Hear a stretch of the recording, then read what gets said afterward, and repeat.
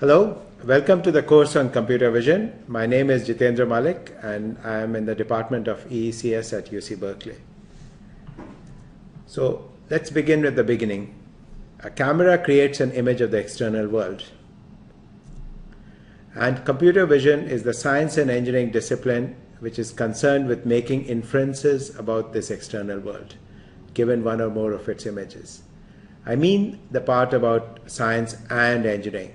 Science comes in because there are fundamental principles associated with the physics of image formation and statistical regularities in the external world which makes this enterprise at all possible. It's engineering because there are many practical applications of what we'll study in this course, and we'll get to see some of them. Let's begin with what's in an image. So here's this image, and you might look at it and say there's a tiger in grass. But what does the computer program see? For the computer program, it's just a bunch of pixels. And they have some values, some RGB values. And here's another window, and there are some other RGB values. The only way we get any meaning out of this is by the activity of the brain. It's the humans that perceive structure in it. Otherwise, you just have an array of values. The goal in computer vision is to give computers the same capability. So in a grand sense, our goal is to go from pixels to perception. So let's begin with this image. What can we do with this image? One of the things we can do is to divide up the image into various regions. So here I have marked out the region corresponding to the tiger. I can describe that region. I can say it's orange. I can say that it has some texture stripes in it. We can go further. We can attach some semantic labels. We can say there's water, grass, tiger, sand, and so on. We can continue this process further. Not only can we label the tiger, but we can label parts of the tiger, such as its back, head, eye, mouth, and so on. So this is what we humans can perceive in an image, and the goal of computer vision is to achieve something similar to this. Once upon a time, we had a very feed-forward processing view of vision, and there were various theories and models constructed in which we started out by analyzing local neighborhoods of an image. We moved on from that to analyzing the surfaces and contours of the object. So I'm trying to show here the surfaces corresponding to the tiger, the grass, water, and so on. And then finally we went to higher level inferences about scenes and the objects in the scenes. Each of these stages of processing had natural techniques that could be associated with them. For example, if you're analyzing neighborhoods of images, then image processing is the canonical technique to be used, linear filtering, convolution, and so on. When we try to analyze the image at the level of contours and surfaces, that's what is called mid-level vision, and here's where we have grouping operations and inferences about figure ground and the surface attributes of the scene. And finally we get to high-level vision, where recognition is the main goal, and this is where one draws on statistical techniques such as pattern recognition, classification, etc. So this feed-forward view of vision is regarded as rather simplistic these days. The way we think about it now is that we think that vision has three interconnected processes. One of these is recognition of objects and activities, so giving objects names like tiger, grass, and so on.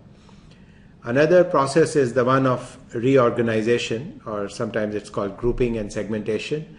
This involves inferences such as this set of pixels belong together to one object.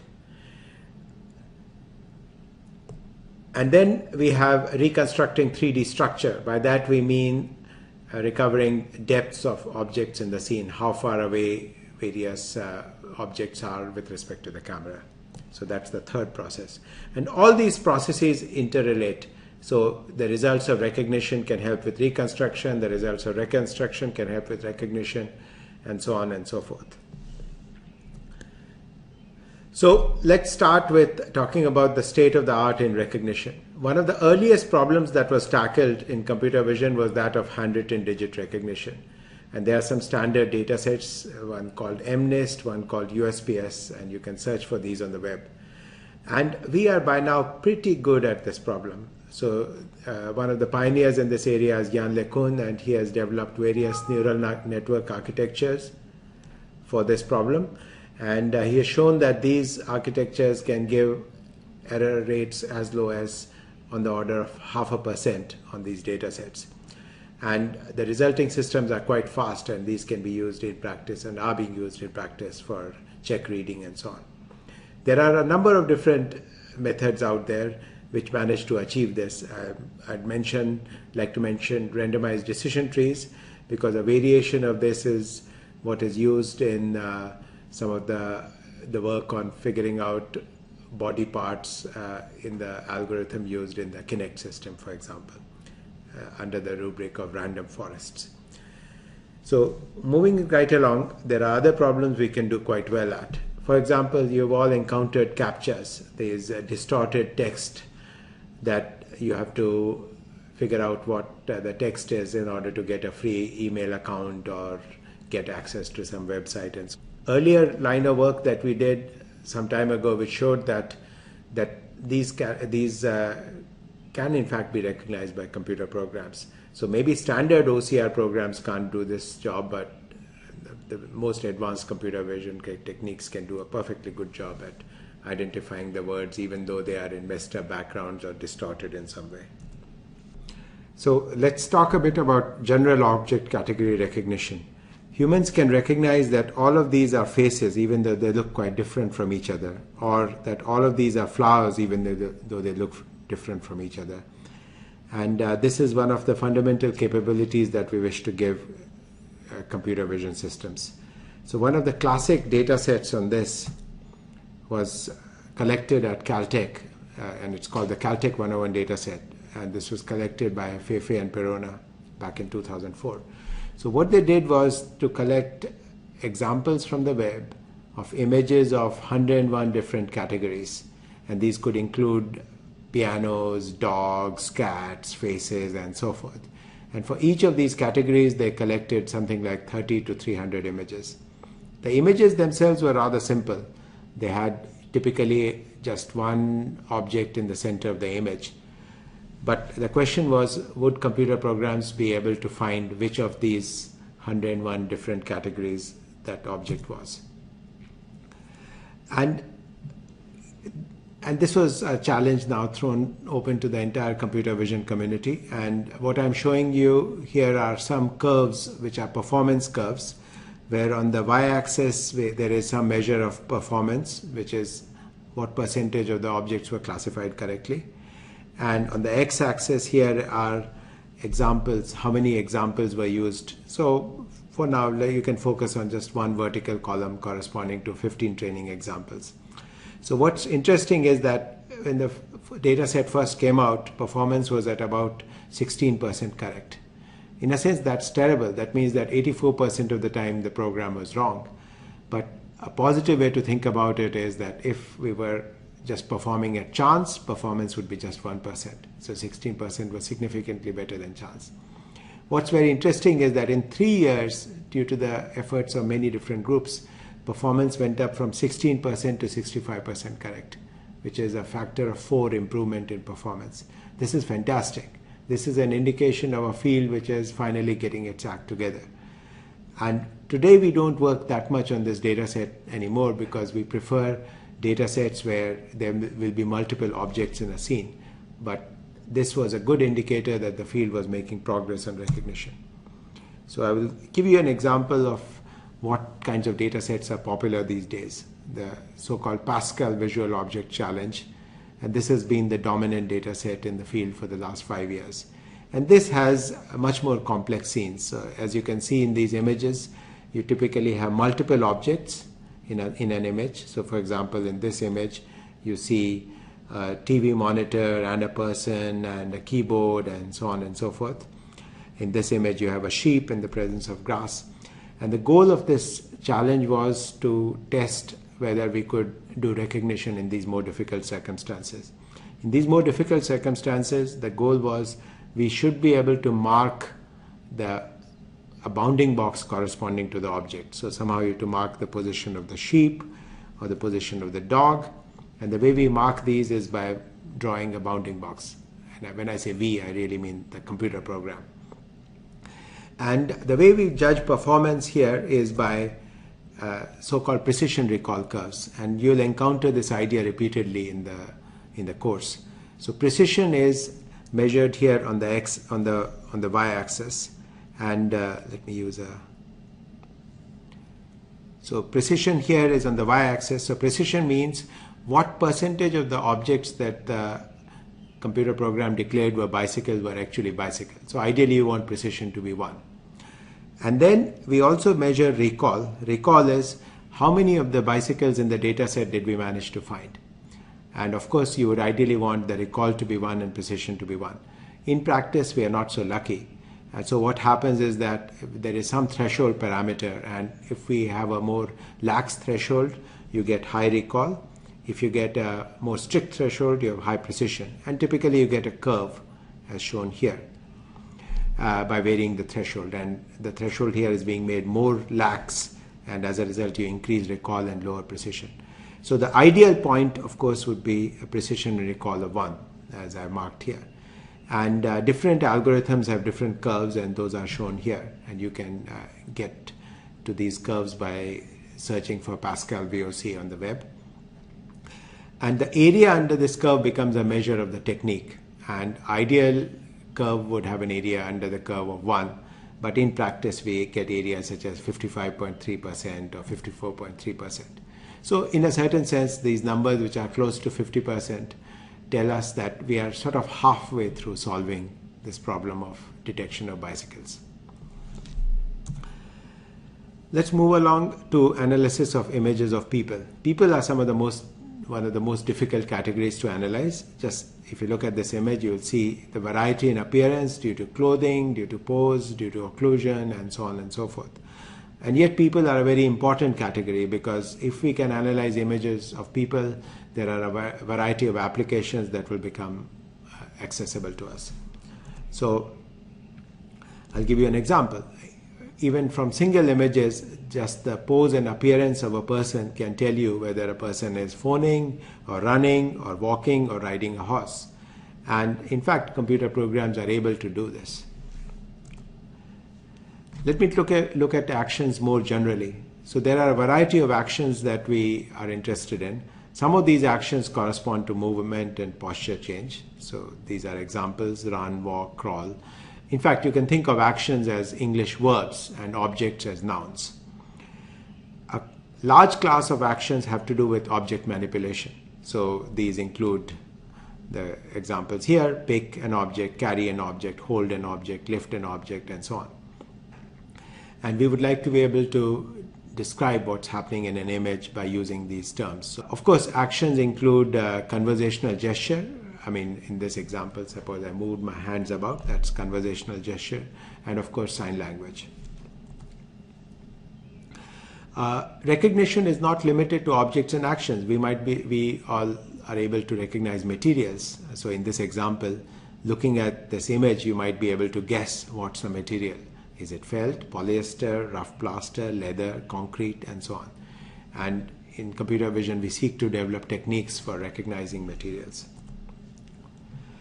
So let's return to the central problems of vision. I've spent a lot of time talking about the different sub-aspects of the problem of recognition of objects and activities. Let's turn now to reorganization. So the task of organizing an image from pixels into objects.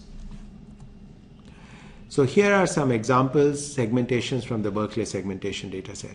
What we did was we took images such as shown here in the left column, and for each of these images, what we did was we asked various human subjects to look at these images and mark out the objects in them. And what you see are different people's segmentations of these images. But what you see clearly is that people are able to mark the objects. So if you look at this example, they can clearly mark the two wolves. Now in some humans are more detailed, they'll mark out all the objects and the parts of the objects, and some will do less. But it's clear that we have this capability of marking out the set of pixels which correspond to a single object. And this is an ability we wish to have computer programs replicate. Here are more examples. So I like this example of the butterfly on a tree, because examples of objects against their natural background really challenge segmentation systems, because objects evolve animals evolve camouflage so that they can be hidden against their background, and that makes the task of detecting them against those backgrounds particularly challenging. So you can see that in these examples. So how do we do this? Of course, we're going to spend some time on this, but there are a number of, so let's take a concrete example. So here is this wooden bed stand, and then here is the region corresponding to the bedspread. And how do we find the boundaries between these? We can find the boundaries with a number of low-level cues, such as brightness and color. One is green, one is beige, the texture. This is a single image. If we had a moving camera, then the nearer object would move faster, and that would give you a cue. Binocular disparity, if we had two eyes looking at the scene, then again we have a cue to depth. And finally, of course, we can use familiar configuration. We can segment out a face from the background once we have recognized that those pixels correspond to a face. So we'll have an opportunity to study these variety of techniques later in the course. Okay, so now I'll turn to the third fundamental problem of vision, which is that of reconstructing 3D structure. How do we do this? It's very helpful to think about reconstruction as the inverse problem of computer graphics. So computer graphics is the forward problem.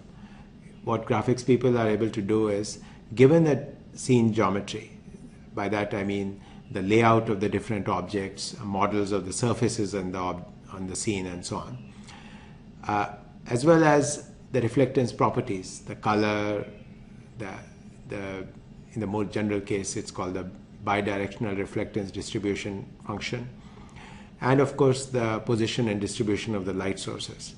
Given this, we can simulate the physics. We simulate the physics of light transport, and we produce an image. That's what computer graphics does. Computer vision, in a certain sense, is the inverse problem. We are given an image, and we want to reconstruct what is the scene that gave rise to this image. So there can, of course, be multiple images, and if we are lucky, but our goal is to recover the scene geometry, the reflectances of the various objects in the scene, as well as the scene illuminations. So how do we do this? The recovery of geometry has historical roots in photogrammetry and the analysis of 3D cues in human vision. But it's worth noting that it can be done even with single images if we have some knowledge of the object class. And I'll give you an example of that. Multiple images make the problem easier, but it's not trivial, as corresponding points must be identified. Once you have found corresponding points, then we can draw on triangulation. Of course, there are settings when you have an active camera, such as, for example, in the Kinect, where you project a pattern on the image, and that ability to project a pattern gives you an easy way to solve the correspondence problem. So let's take up some examples.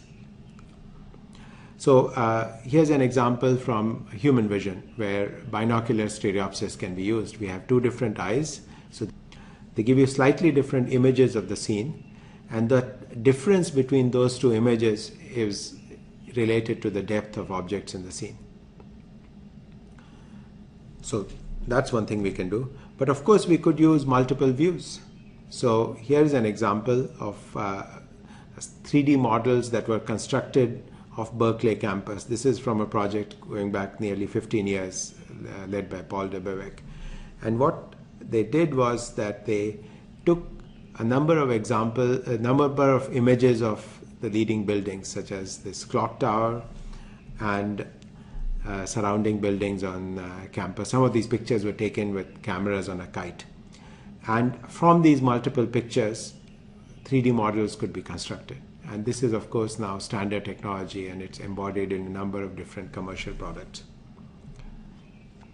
But here's an interesting example. With extra assumptions, even one image suffices. So here's a reconstruction of the 3D geometry of the Taj Mahal. The Taj Mahal happens to be a very, very symmetric figure, and therefore, even in a single image, you get the equivalent of multiple views. and one can in fact reconstruct the three-dimensional shape of this object.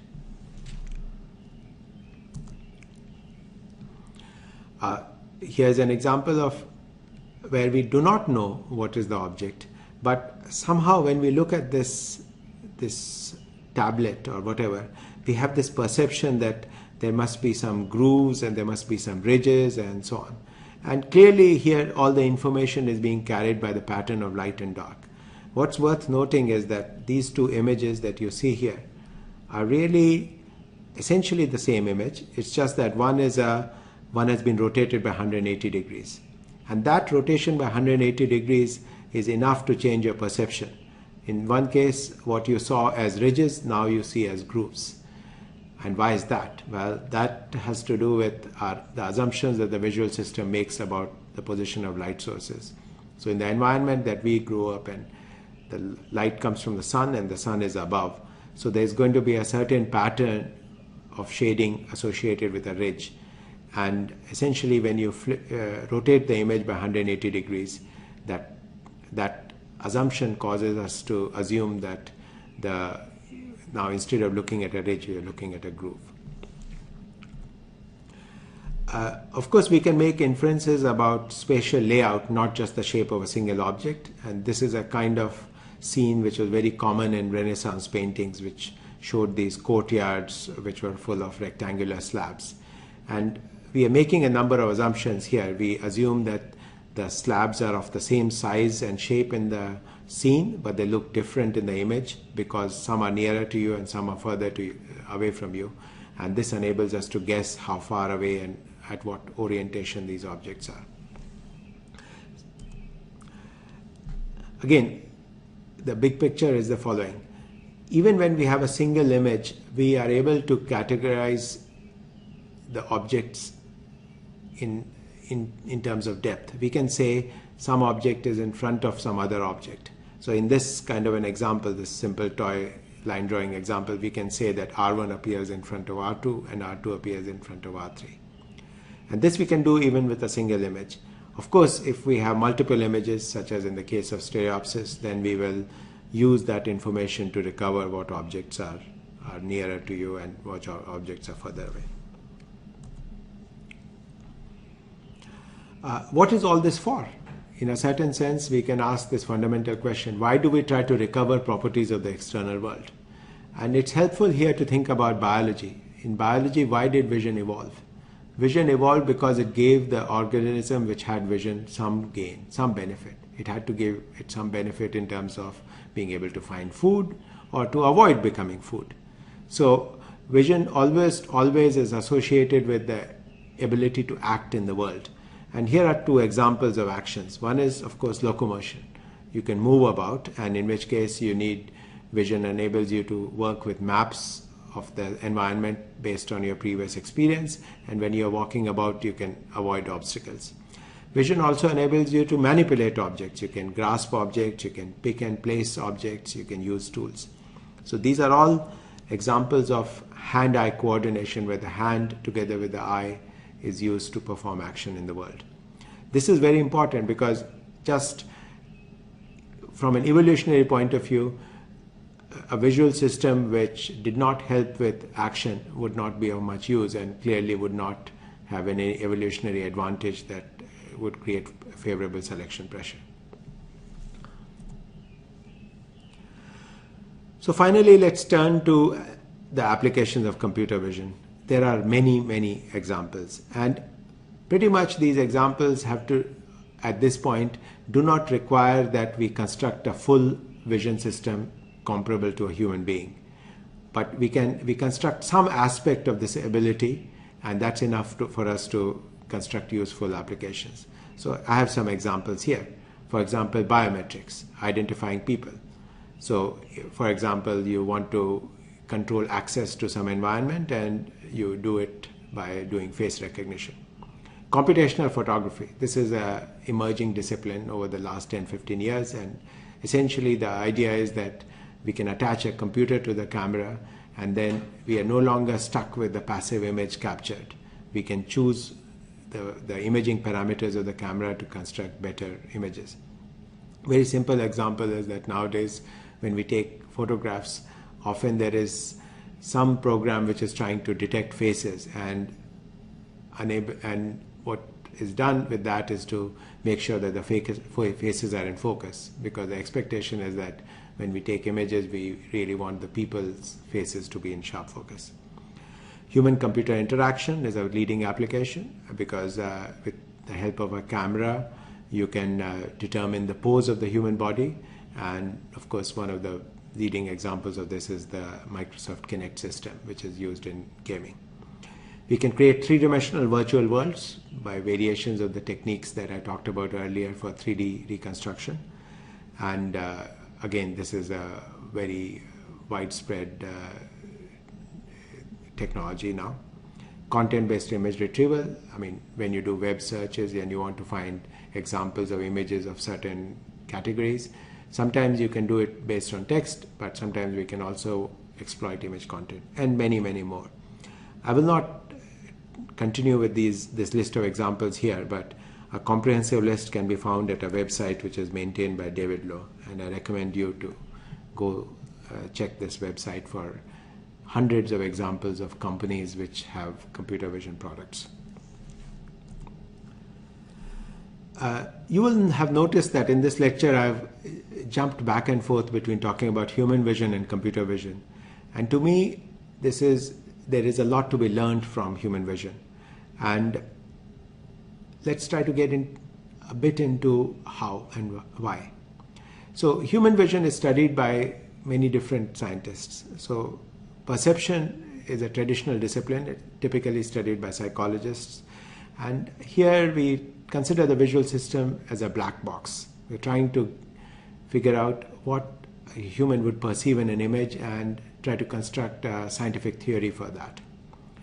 Neuroscience, of course, gets into the black box and is trying to understand what are the brain areas associated with vision. And vision, of course, starts in the retina but goes on in the brain.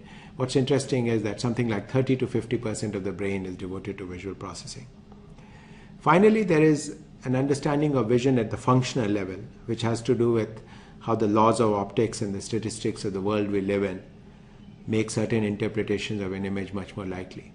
Now, this version of the problem is equally valid for a human system as well as for a computer vision system. We are both humans and computer vision systems are equally constrained by the laws of optics and the statistics of the world we live in. So at the function level, there is going to be a very good match. Perception and neuroscience, we do not need to copy exactly, but often it has turned out that both studies of human vision in psychology and neuroscience has been a source of wonderful inspiration for computer vision systems. So I'll give you another example of the use of the functional level. This is not to do with vision but flight. When we consider birds and airplanes, we don't build airplanes by imitating wings with feathers and bones and muscles and so on. However, the basic principle of flight, the basic principle of lift using Bernoulli's principle, has to be the same when we consider birds or airplanes. And what we are trying to uncover are the counterparts of Bernoulli's principle. And that's the science of vision. And those are going to be the same whether we study human vision or computer vision.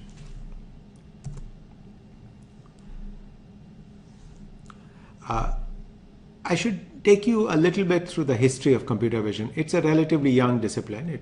It's like any field of computer science. It's more or less 50 years old. We say I picked this 1963 as a specific year because this is the year when the first PhD thesis in computer vision was written. And the beginnings of the field were in artificial intelligence, image processing, and in pattern recognition. In the 1970s, it became more of a science, and some traditional areas of applied mathematics began to be brought into to bear on our problem. And pioneers such as Horn, Koonrink, Longet-Higgins tried to understand the basic principles of shape from shading or structure from motion and so on.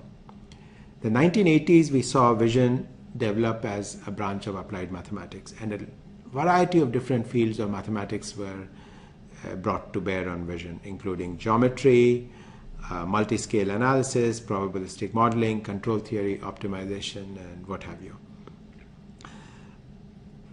1990s were very successful in the geometric aspects of vision. So the basic mathematics of multiple view geometry was worked out then, and we started to get the first successful algorithms for recovering 3D structure.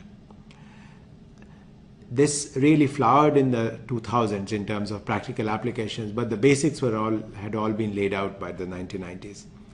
Statistical learning approaches, which had begun even back in the 1960s in the rubric of pattern recognition, really came to the fore in the 1990s. And they had their big successes in the 2000s. So the 2000s we would call the era of visual recognition. It's the era which saw major progress. Recall my earlier example that on this Caltech 101 task where performance went up from something like 16% correct to 65% correct over a period of 3 years. And a number of advances have made this possible. We have new machine learning techniques which have been pretty effective. We have access to large amounts of data, large collections of images. Some estimates range up to 1 trillion images on the web. Large collection of video. So we have a large set of data to work with. We have the computing power to exploit this data, and we have techniques which have been developed over the last 10, 20 years which have enabled us to make progress on this. So in this course we'll try to go through the basics of all these, and I want to welcome you to the course and just in conclusion tell you what the main topics we'll study are. We'll begin with the fundamentals of image formation because it's important to understand both the geometry and radiometry of image formation.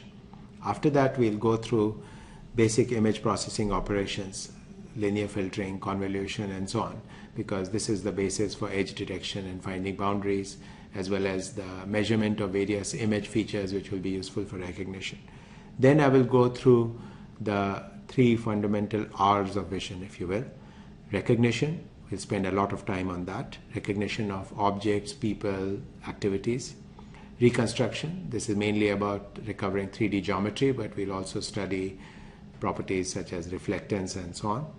And then reorganization, which is the grouping of the image into sets of pixels corresponding to different objects. I hope you'll enjoy the course, and I'll see you at the next lecture. Bye.